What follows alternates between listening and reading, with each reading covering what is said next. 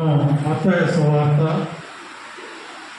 3వ అధ్యాయము 11వ వచనం.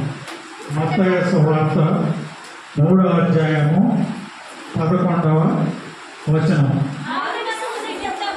మారు మనసు నిమిత్తము నేను నీళ్లలో మీకు బాప్తిసం ఇస్తున్నాను, అయితే నా వెనుక వచ్చుచున్నవాడు నాకంటే శక్తిమంతుడు, ఆయన చెప్పులు మోయుటకైనాను నేను పాత్రుడను కాను. ఆయన పరిశుద్ధాత్మతోను అగ్నితోను మీకు బాప్తిస్మం ఇచ్చును. ఇది ఈ దినము వాక్యము. దానికి టాపిక్గా అగ్ని అభిషేకము. దానికి టాపిక్ అంశము అగ్ని అభిషేకము. మారు మనసు నిమిత్తము నేను నీళ్లతో మీకు బాప్తిసం ఇచ్చుచున్నాను, అయితే నా వెనుక వచ్చుచున్నవాడు నాకంటే శక్తిమంతుడు, ఆయన చెప్పులు మోయటకైనా నేను పాత్రుడను కాను. ఆయన పరిశుద్ధాత్మలను అగ్నితోనూ మీకు బాప్తిసం ఇచ్చునన్నది మన నేటి జనము మన వాక్యము. అయితే దీని టాపిక్ అగ్ని అభిషేకముగా మనం మాట్లాడుకుందాం. అయితే అగ్ని అభిషేకం అనే మాటకు నింపుట అని అర్థము. అగ్ని అభిషేకం అనే మాటకు నింపుట అని అర్థము. అయితే గతంలో ప్రవచన అభిషేకము, రాజుల అభిషేకము అనే 2 అభిషేకముల గురించి గత నెలలో మనం 2 టాపిక్లు మనం మాట్లాడుకోవడం జరిగింది. ప్రవచన అభిషేకము, రాజుల అభిషేకము. ఇప్పుడు అగ్ని అభిషేకం గురించి ఇప్పుడు మనం మాట్లాడుతున్నాం. అయితే అభిషేకం అనే మాటకు నింపుట అనే అర్థము. అయితే ప్రభు సేవను శక్తివంతముగా చేయుటకు పైనుండి వచ్చు శక్తితో ఆయన మిమ్మల్ని అభిషేకించుచున్నాడు. బలమును శక్తిని మీకు దయచేయుచున్నాడు, మిమ్మను అగ్ని ద్వారాగా చేయుచున్నాడు.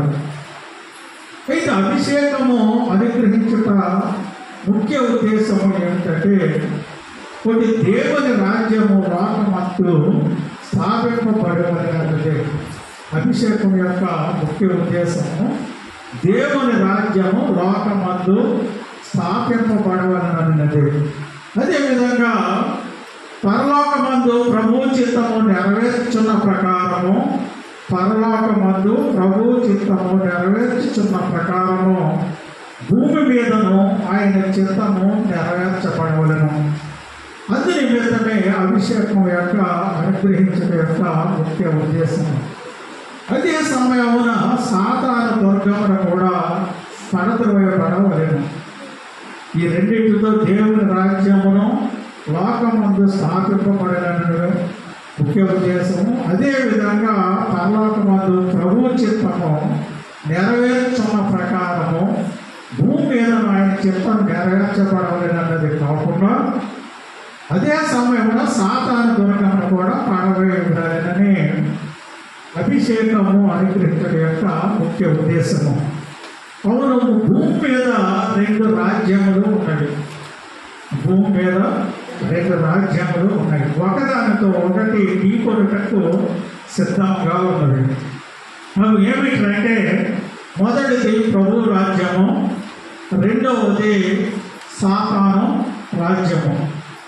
మీరు పొందిన అభిషేకము ప్రభు రాజ్యమును విస్తరింపచేయుటకును, సాతాను రాజ్యమును అణిచివేయుటకును ప్రయోజనకరముగా ఉన్నది. అదేవిధంగా సాతాను శక్తులను తగ్గించుటకే ప్రభువు అగ్ని అభిషేకమును మనకి దయచేస్తున్నాడు.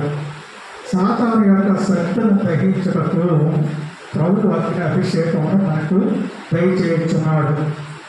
లూకాసు వార్త 12వ అధ్యాయము 49వ వచనం చూస్తే, నేను భూమి మీద అగ్ని వేయవచ్చి తిని అది ఇదివరకే రగులుకొని మండవలనని ఎంతో కోరుచున్నాను అని. అయితే ఈ అగ్ని ఒకవైపు దేవుని ప్రజలకు వెలుగుగా ఉన్నది, మరోవైపు సాతాన క్రియలను కాల్చివేయుచున్నది.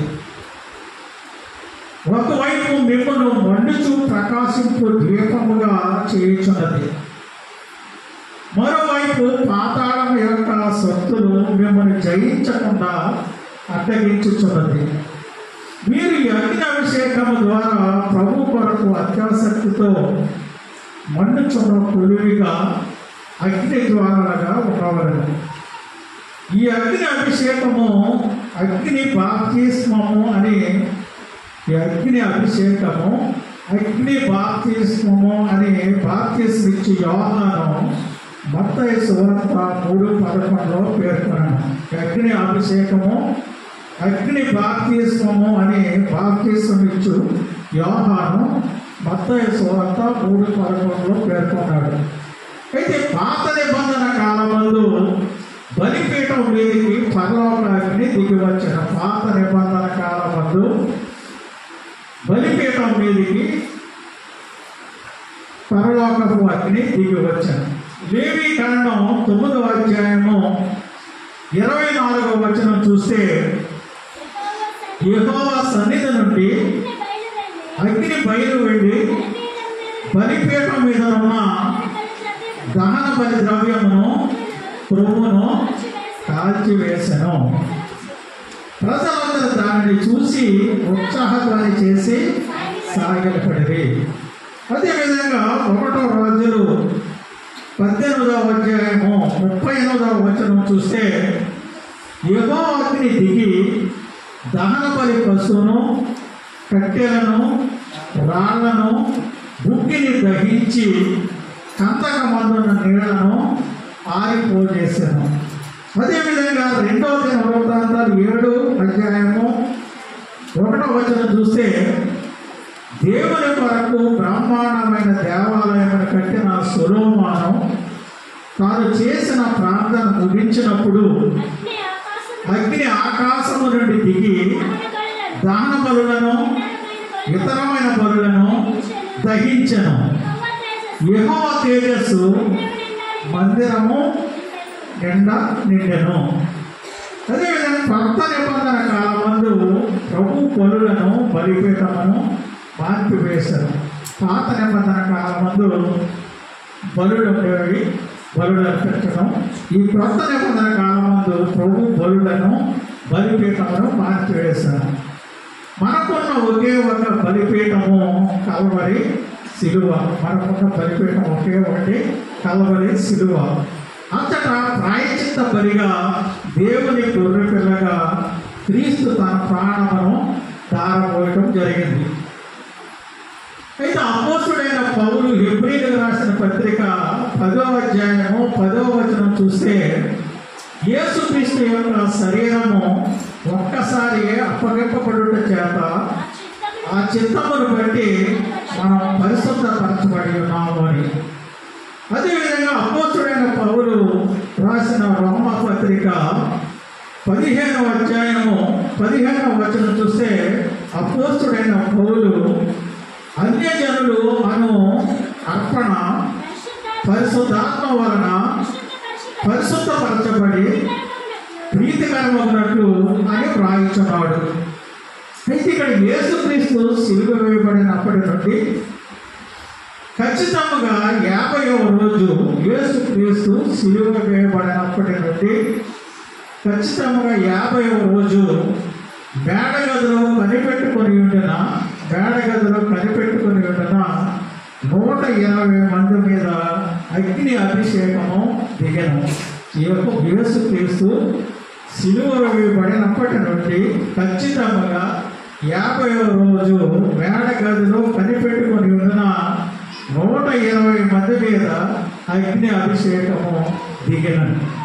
అదేవిధంగా అపోస్తల కార్యాలు 2వ అధ్యాయం 3వ వచనం చూస్తే, అగ్ని ద్వారాల వంటి నాలుకలు విభాగింపబడినట్లుగా వారికి కనబడి వారిలో ఒక్కొక్కరి మీద రాలేను అని. అయితే క్రొత్త నిబంధన కాలమందు పరిశుద్ధ అగ్ని బలిపీఠమందుమా కానీ బలి పశువుల మీద కానీ దిగుట లేదు క్రొత్త నిబంధన కాలంలో. ఎవరైతే తమను తాము సజీవ యుగముగా సమర్పించుకొనిచున్నారో వారి మీదనే దిగి వచ్చుచున్నది.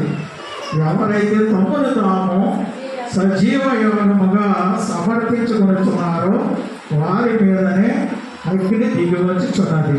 నేడు ప్రభు మీకు అగ్ని అభిషేకమును దయచేయ కోరుచున్నాడు. అగ్నిమయమైన నాలుగుతో మీ మధ్య దిగి రావాలని ఆయన కోరుకుంటున్నాడు. మిమ్మల్ని అగ్ని జ్వాలగా చేయగోరుచున్నాడు. ఇప్పటి వరకు మనము అగ్ని అభిషేకం యొక్క ఉపోద్ఘాతం గురించి మనం విన్నాం. ఇప్పుడు అగ్ని అభిషేకం యొక్క ఉద్దేశములను మనం పరిశీలిద్దాం. ఇప్పటి వరకు అగ్ని అభిషేకం ఉపోద్ఘాతం విన్నాం.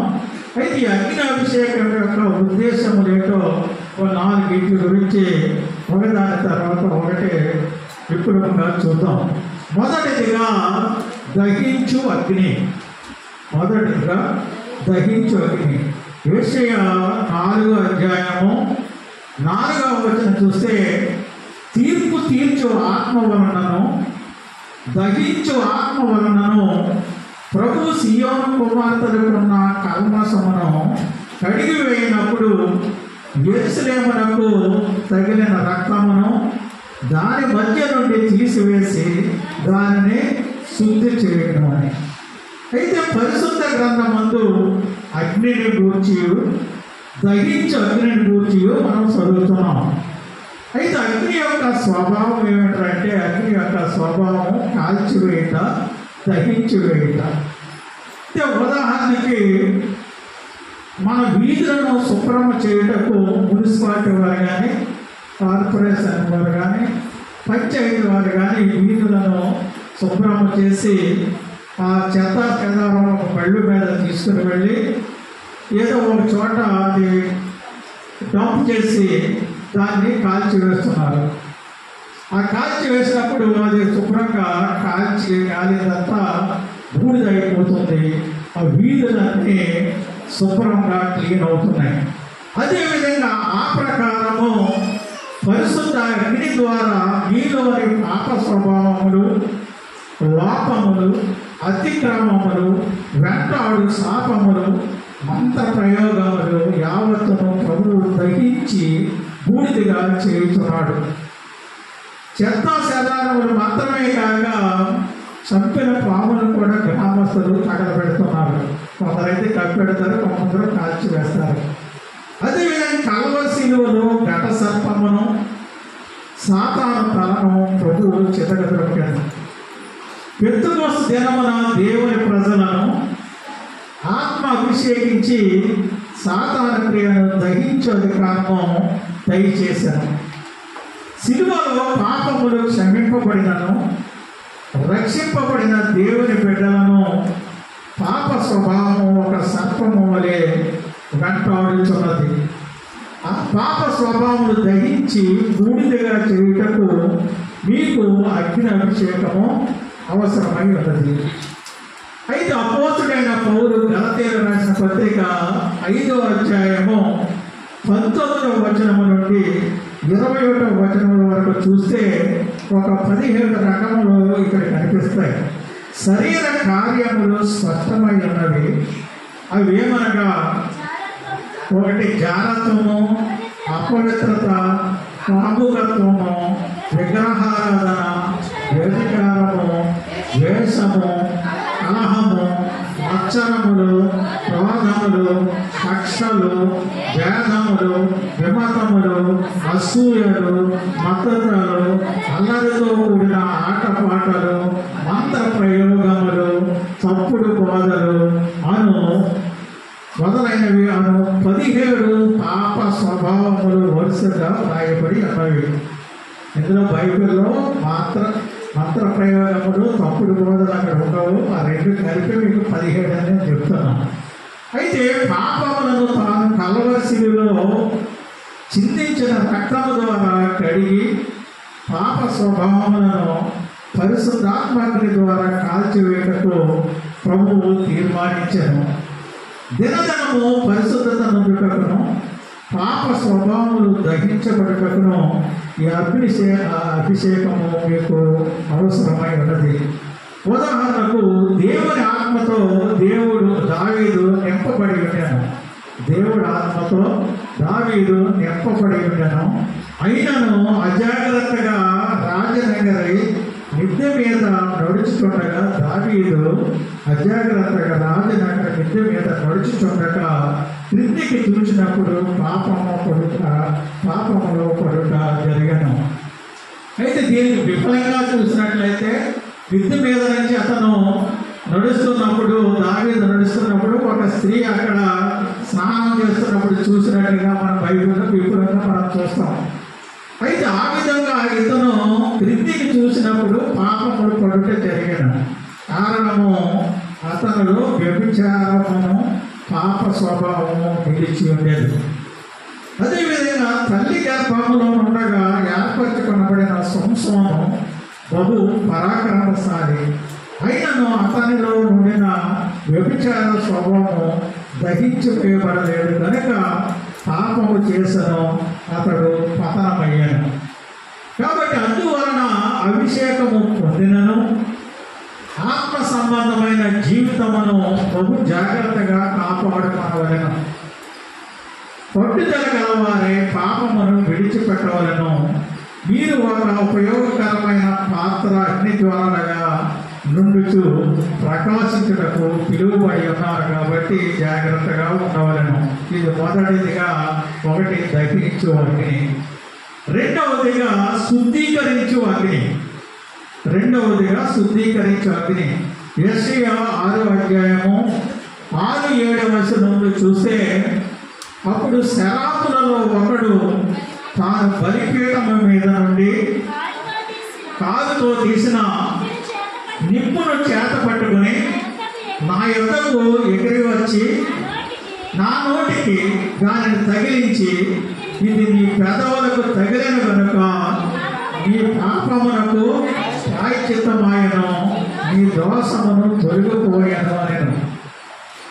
అయితే అది ఏమనగా అగ్ని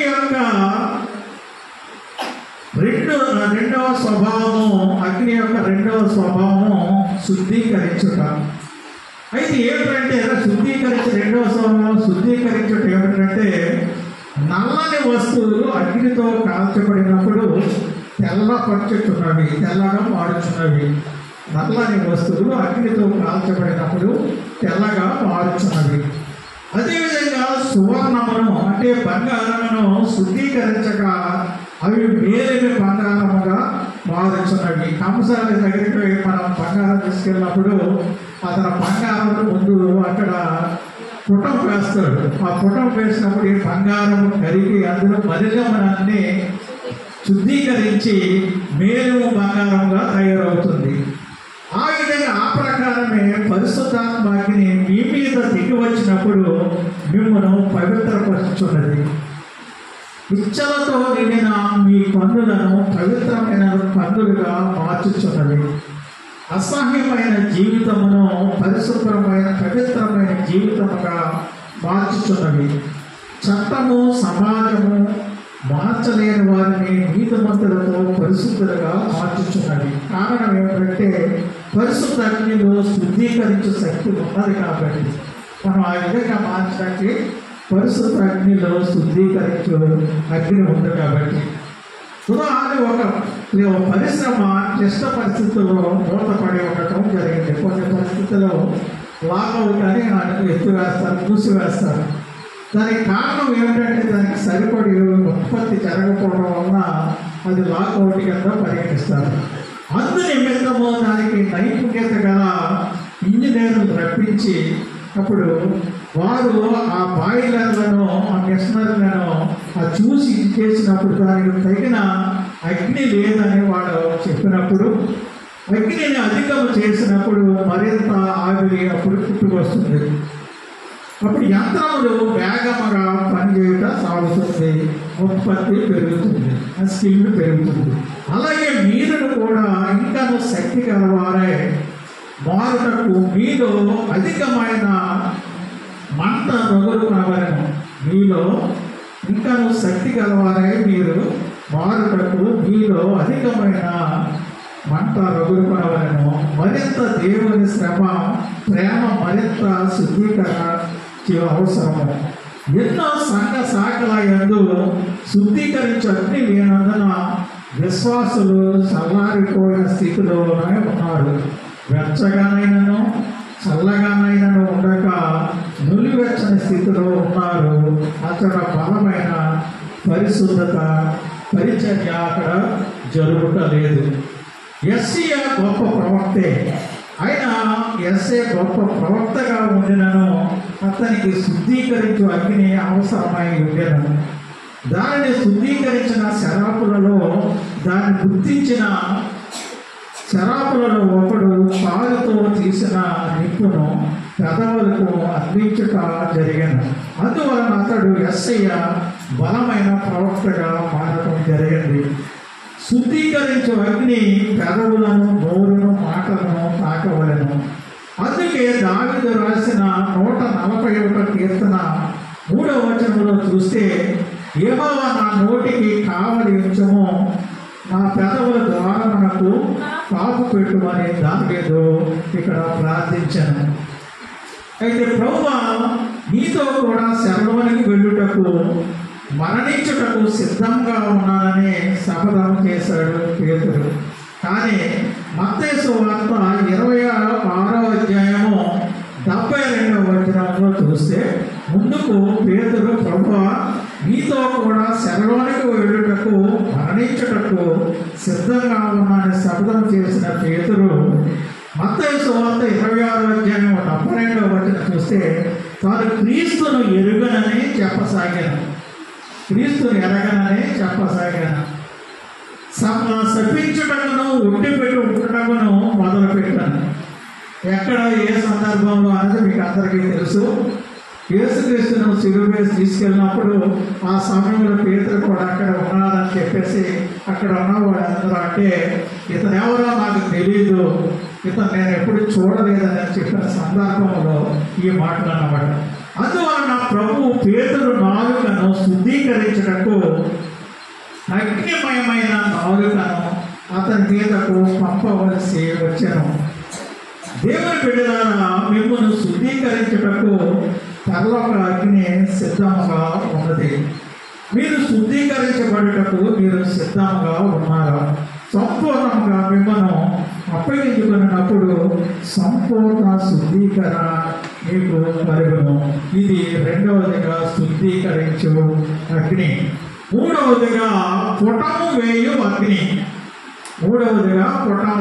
అగ్ని. మలాకి 3వ అధ్యాయము 2-3 వచనములు చూస్తే ఆయన కంసాలి అగ్ని వంటి వాడు, సాకలవాని సబ్బు వంటి వాడు, వెండిని శోధించి నిర్మూలము చేయవాడినట్లు కూర్చుని ఉండను. లేవీయులు నీతిని అనుసరించి యెహోవాకు నైవేద్యములు చేయనట్లు వెండి బంగారములను నిర్మలము చేయు రీతిని ఆయన వారిని నిర్మలను చేయను అని. అయితే అగ్ని యొక్క మరొక గుణం ఏమిటంటే పుటము వేయుట. అగ్ని యొక్క మరో గుణము పుటము వేయుట. అమూల్యమైన వెండిని బంగారమును అగ్ని పుటం వేసి మరింత విలువ గలదిగా మార్చుచున్నది. ప్రభు మిమ్మను అమూల్యమైన వారిగా చూసెను. మీ ప్రాణం విలువైనది. మీ ప్రాణం కొరకు తన అమూల్యమైన రక్తం చిందించుటయే కాక ప్రభు పరిశుద్ధ అగ్ని చేత పుటం వేసి మరింత విలువ గలదిగా మహిమ గలదిగా మార్చుటకు ప్రభు కృప చూపుతున్నాడు. ఉదాహరణకు బంగారముతో తీసివేయబడవలసిన మరికొన్ని ఖనిజములు కలిసి ఉండడం.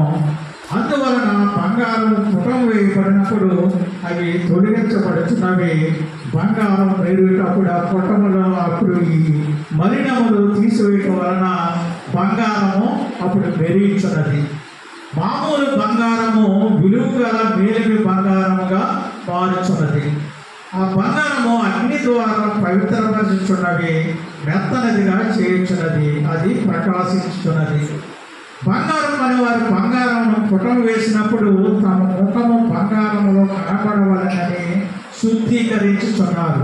ఆ ప్రకారము దేవుని పోలిక మీలో ఏర్పడే వరకు ప్రభువును మిమ్మల్ని కూడా పరిశోధించును, అగ్ని ద్వారా పుటం వేయును, మీరు క్రీస్తు వలె మారవలెనని. ఆయన ప్రత్యక్షమైనప్పుడు మీరు ఆయనను పోలి ఉండవలను. పరిశుద్ధులు ఇంకను పరిశుద్ధులు కావలను. అందు నిమిత్తము అనుదినము అగ్ని అభిషేకముతో పుటం వేయబడుట అవసరము. ఒక దినము దేవుడు తన సేవకుడకు యోగును శ్రమల మార్గము గుండా పుటం వేయుటకు తీర్మానించాను.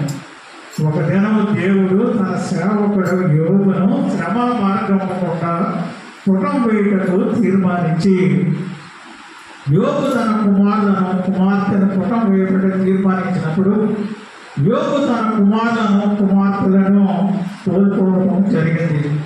అతడు శరీరం అంతా కురుకులతో బాధపడను.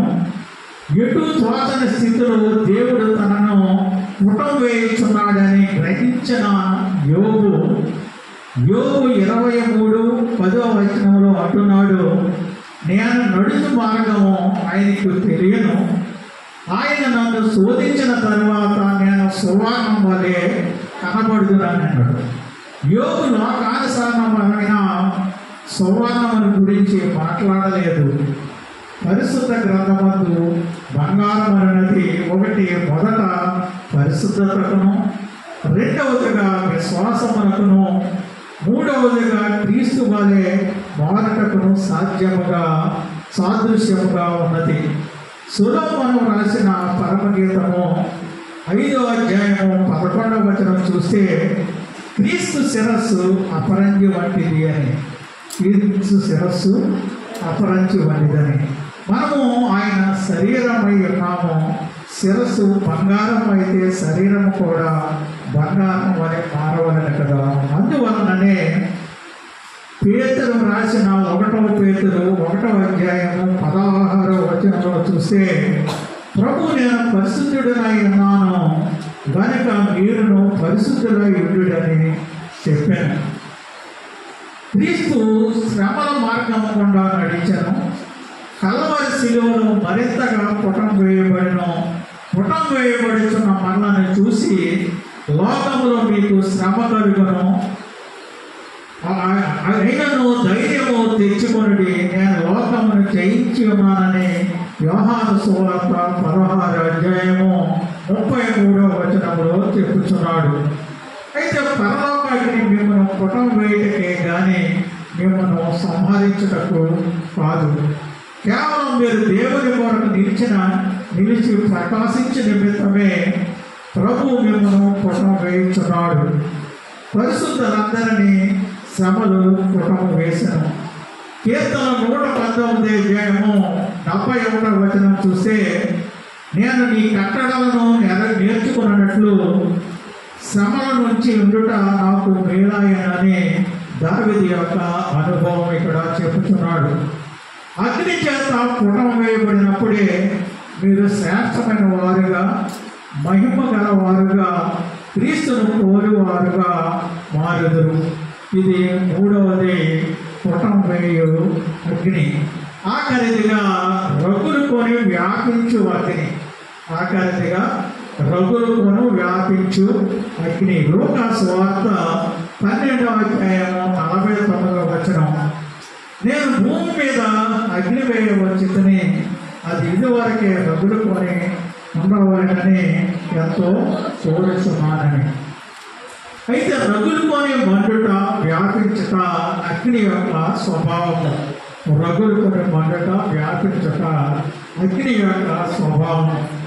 ఒక కట్టె పుల్ల పక్కన మరొక కట్టె పుల్లను పెట్టినప్పుడు మంట వ్యాపిస్తుంది. దానికి కొన్ని పుల్లలు వేస్తాయి, అన్నీ కలిపి కాల్చివేయబడుతుంది.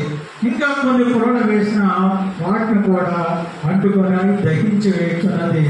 అది రగులుకొనుట యొక్క స్వభావము. మీలో ప్రభు ఉంచిన పరిశుద్ధ అగ్ని వ్యాపింపవలను. ఆ వ్యాపింపడం ఏంటంటే గ్రామమంతయు వ్యాపింపవలను, పట్టణమంతయు వ్యాపింపవలను, దేశమంతయు వ్యాపింపవలను. అగ్ని పరిశుద్ధ అగ్ని మండవలను. అగ్ని పొలాలు ఏ విధంగా ఒక పంట దగ్గర ఒక కర్ర పొల దగ్గర ఇంకో కర్ర పొల పెట్టి పంట పెడితే మొత్తం అవన్నీ ఎలాగ అంటుకుంటాయో, అగ్ని ఏ విధంగా మండుతుందో అదే విధంగా మనలో కూడా ప్రభు ఉంచిన అగ్ని వ్యాపించాలని ఏంటంటే మనలోను గ్రామమంతట్లోను పట్టణమంతట్లోను దేశమంతట్లోను పరిశుద్ధ అగ్ని మండవలను. ఒక అడవిని తగలబెట్టుటకు ఒక అగ్ని పొల చాలును. అదేవిధంగా సమరయ దేశమును రగులుటకు ఒక పిలుపు చాలును. అగ్ని పొల అడవి తగలబెట్టుటకు ఒక అగ్ని పొల సరిపోతుంది. అదేవిధంగా సమరయ దేశము రగులుటకు నాశనం చేయటకు ఒక పిలుపు చాలును. నేడు మన దేశమును అగ్నితో నింపుటకు ప్రభువు మిమ్మును సిద్ధపరుచుతున్నాడు. పెంతెకోస్తు దినమున 120 మంది మీద దేవుడు తన ఆత్మను కుమ్మరించెను. ఇందాక మనం చెప్పుకున్న ఆయన క్రీస్తు సిలువ వేయబడినప్పుడు ఒక వెంట గదిలో 50 రోజులు వేచించినప్పుడు 120 మంది మీద అగ్ని వ్యాపించింది. అదేవిధంగా పెంతెకోస్తు దినమున 120 మంది మీద దేవుడు తన ఆత్మను కుమ్మరించెను. అపోస్తలుల కార్యాలు 10వ అధ్యాయము 44వ వచనం చూస్తే, పేతురు బోధ విన్నవారందరి మీదకు పరిశుద్ధాత్మ దిగదట. పేతురు బోధ విన్నవారందరి మీదకు పరిశుద్ధాత్మ దిగను. యెరూషలేము పట్టణమంతా ఉద్యోగమంతా రగులుకొనెను. అపోస్తుడైన పౌలు మీద ఉండిన అగ్ని అనేక దేశముల యందు వ్యాపించడము జరిగింది. ఆయన ఎవరెవరి మీద చేతులు ఉంచినో వారందరి మీదకు ఆత్మ అగ్ని దిగను. పరిశుద్ధాత్మను గురించి ఎన్నడు వినని ఎఫెసీ ప్రజలు కూడా పరిశుద్ధాత్మను గురించి ఎన్నడు వినని ఎఫెసీలు కూడా అపోస్తుడైన పౌలు చేతులు ఉంచగా పరిశుద్ధాత్మను గురించి ఎన్నడు వినని ఎఫెసీ ప్రజలు కూడా అపోస్తుడైన పౌలు చేతులు ఉంచగా ఆత్మతో నింపబడుటే కాక అగ్ని ద్వారాలుగా కూడా ఎఫెసీలు మారిరి. మీరు ప్రభు కొరకు అగ్నిగా రగులుకొనుచుండగా ఆ అగ్ని నిశ్చయముగా వ్యాపించను. ఒకే చోట మీరు ఉండలేరు. యెరూషలేములోను యూదయలోను సమరయలోను భూదిగంతముల వరకును సాక్షులై ఉండురని ప్రభువు సెలవిస్తున్నాడు. మీలో ఉన్న అగ్ని రగులుకొననీయండి. ప్రభు ఈ అగ్నిని అభిషేకముతో మిమ్మల్ని నింపబోరుచున్నాడు. అందు నిమిత్తమే ఆయన భూమి మీద అగ్ని వేయవచ్చను. మిమ్మల్ని అగ్ని జ్వాలలుగా మార్చుటయే కాక లోకమంతటి తన పరిశుద్ధ ఆత్మతో అగ్నితో నింపవాలని ప్రభు ఆశతో ఎంతో ఎదురు చూచుచున్నాడు. ఇట్టి కృప మనందరికీ దేవుడు కలుగు చేయనుగాక. ఆమేన్.